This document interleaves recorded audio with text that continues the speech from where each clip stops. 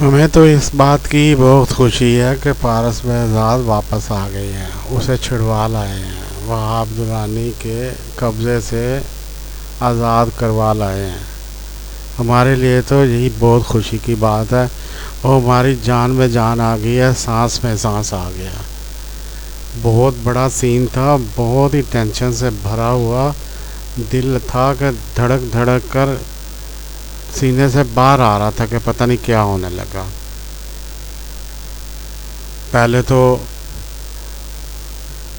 وہ گاڑی والا سین جس میں زوار بخت اور وہ جا رہے ہیں، اور ادھر سے فون آ گیا کہ جلدی پہنچیں ورنہ بہت کچھ خراب ہو جائے گا، اور میر بہزاد گاڑی والے کو جلدی جانے کا کہہ رہا ہے۔ زوار بخت نے 3 منٹ تک فون پر رہنے کا کہا ہے۔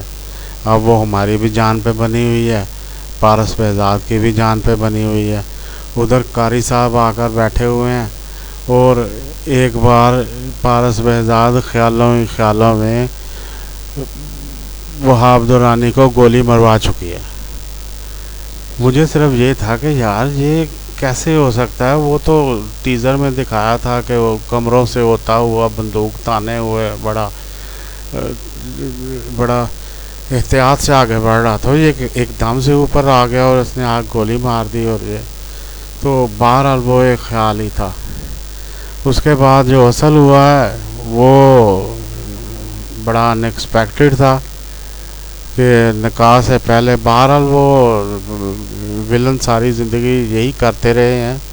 وہ اس کا ہاتھ پکڑ کر پارس بہزاد کا باہر لے جاتا ہے، اور وہاں اس کی گاڑی تیار ہے، اور اس نے گاڑی میں بیٹھنا تھا اور نکل جانا تھا۔ دوسری طرف غزنوی اور اس کے سپاہی گولی نہیں چلا رہے، نہ گاڑی پر، نہ وہاب درانی پر، اور نہ اس کے کسی بندے پر۔ بعد میں یہی بات کی ہے اس نے، میر بہزاد نے، کہ مجھے غزنوی سے یہ توقع نہیں تھی، بڑا پرانا دوست تھا میرا، لیکن یہ توقع نہیں تھی۔ اس کا مطلب یہی ہے کہ وہ بھی وہاب درانی کے ہاتھوں بکا ہوا ہے۔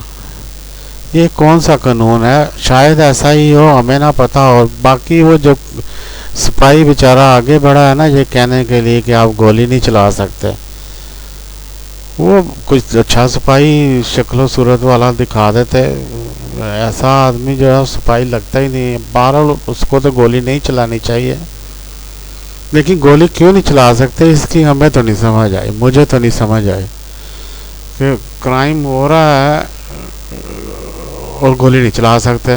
بھئی کوئی حفاظتی گولی، کوئی پاؤں میں، ٹانگ میں، کچھ نہ کچھ تو کر ہی سکتے ہیں کہ نہیں؟ آگے بڑھ کے اس کو پکڑ ہی لیں، اس کے گرد گھیرا ہی ڈال لیں۔ تو بہرحال یہ عجیب ہی بات ہے۔ تو میر بہزاد نے بعد میں یہی کہا کہ مجھے اس سے یہ توقع نہیں تھی، اس کا مطلب یہی ہے کہ وہ بھی ساتھ ملا ہوا تھا۔ بہرحال زوار بخت آگے بڑھ جاتا ہے بندوق پھینک کر، اور بھاگتا ہوا وہاب درانی تک پہنچنے کی کوشش کرتا ہے۔ اتنے میں میر بہزاد اس کی بندوق اٹھا کر زوار بخت کی گولی چلاتا ہے، اور وہ گولی اسے بازو میں لگتی ہے وہاب درانی کو، اور اس کا ہاتھ چھوٹ جاتا ہے پارس بہزاد کا، اور پارس بہزاد بھاگتے ہوئے واپس آ جاتی ہے۔ اور اس طرح زوار بخت اور پارس بہزاد ایک جگہ پر اکٹھے کھڑے ہو جاتے ہیں، اور وہ گاڑی لے کر فرار ہو جاتے ہیں۔ وہاب درانی اور اس کے بندے نکل جاتے ہیں۔ غزنوی ان کا پیچھا بھی نہیں کرتا اور ایسا کوئی کام نہیں کرتا، شاید یہ بھی قانون کی خلاف ورزی ہو۔ تو ہم سب حیران ہیں کہ یار یہ کیا ہے؟ یہ میر بہزاد خیر بعد میں جو حیران ہوا ہے تو اسے ہمیں سمجھ آ گئی ہے کہ یہ قانون میں تو ہو نہ ہو، لیکن شاید غزنوی کی کسی ڈائری میں یہ ضرور لکھا ہوا تھا کہ ایسا نہیں کرنا۔ تو خیر جو بھی ہوا ہمارے لیے اتنا ہی کافی تھا کہ پارس بہزاد چھوٹ گئی ہے، چلو کم از کم وہ صحیح سلامت واپس آ گئی ہے۔ اب ظاہر ڈرامہ چلنا ہے تو اس میں وہاب درانی نے زندہ رہنا ہی ہے، تو آگے پھر دیکھتے ہیں کیا بنتا۔ لیکن جہاں تک کا سین بہت ہی تھرلنگ تھا، بہت ہی ہیجان انگیز تھا. ہم تو صرف میاں بیوی کی لڑائی کے سین کو ہی سب سے خطرناک سمجھتے ہیں، یہ تو اس سے بھی زیادہ خطرناک سین تھا. گولیاں، ریئل گولیاں چل سکتی تھیں اس میں. بہرحال خیر ہو گئی، اچھا ہو گیا، پارس بہزاد بچ کر واپس آ گئی. اب ہم چاہتے ہیں کہ کوئی محبت بھرا، کوئی ہلکا پھلکا سا سین ہو جس سے ہماری جان میں جان آئے.